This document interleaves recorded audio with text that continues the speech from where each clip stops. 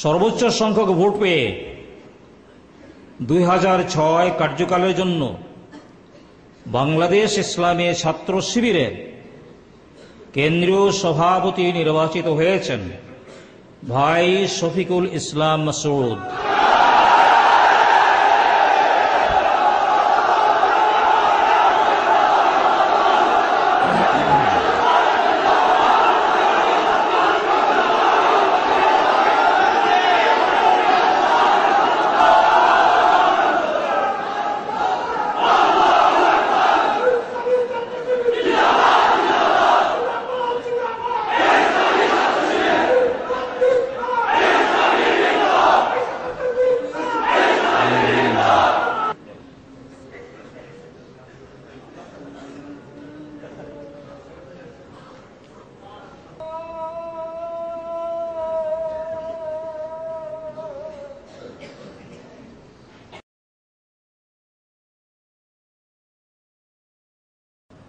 আমি মহান আল্লাহ রাব্বুল আলামিনের উপরে ভরসা করে